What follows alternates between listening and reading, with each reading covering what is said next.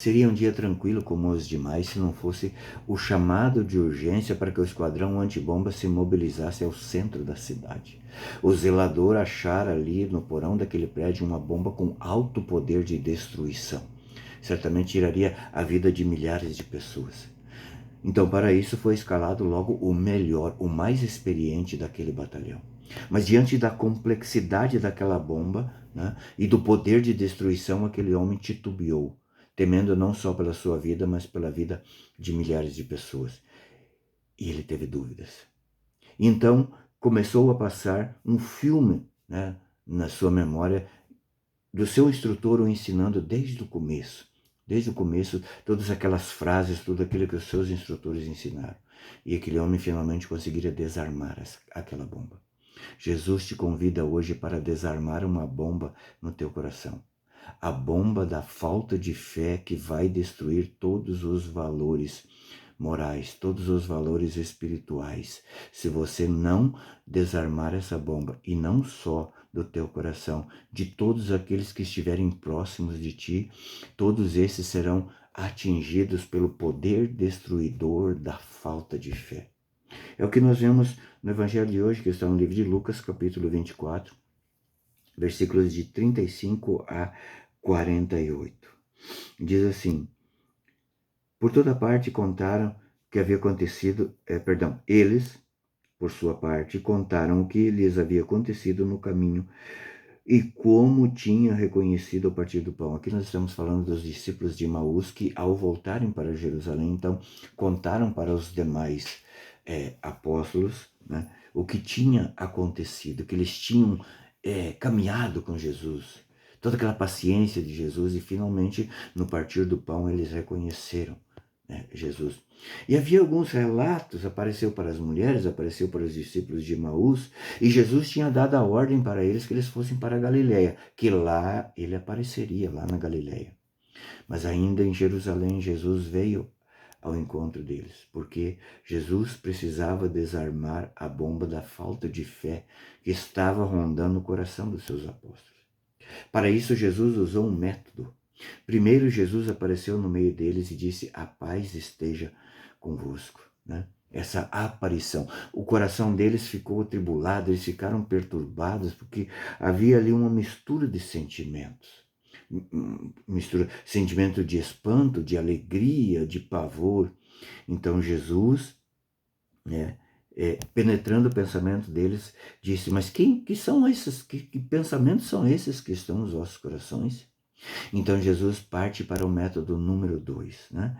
Jesus mostra-lhes as mãos e os pés, as marcas, e pede-lhes que toquem nele. Sim, Jesus tem o poder sobre a matéria. Jesus tem o poder sobre a matéria. E aqui está mostrando que o corpo dele ressuscitado pode ser tocado. Mesmo assim, ainda eles precisavam de mais, ainda estavam com dúvidas.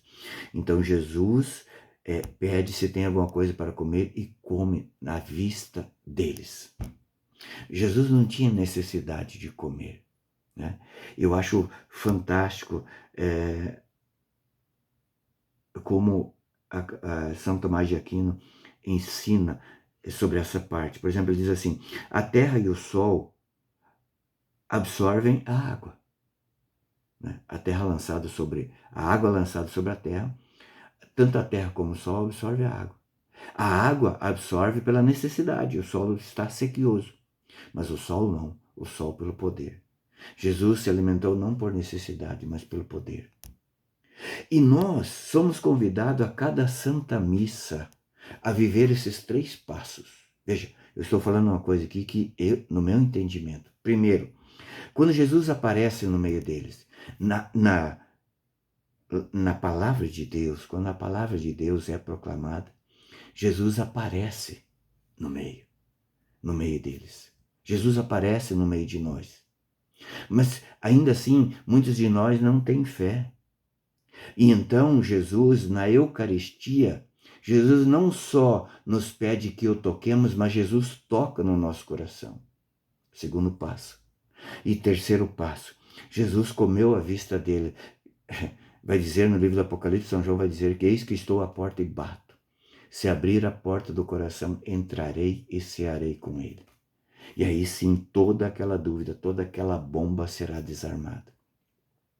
Esses são os 3 passos que Jesus nos ensina hoje para que nós não tenhamos dúvida, para que nós vivamos na presença de Deus, para que Jesus não só se dê para ser tocado, mas que ele toque a nossa alma. O momento depois da comunhão, quando você se recolhe no seu banco, apesar de toda aquela barulheira infernal de música, de conversa, tudo aquilo, me perdoem pelo termo, você se recolhe seu coração, e então ali você está na presença de Deus verdadeiramente.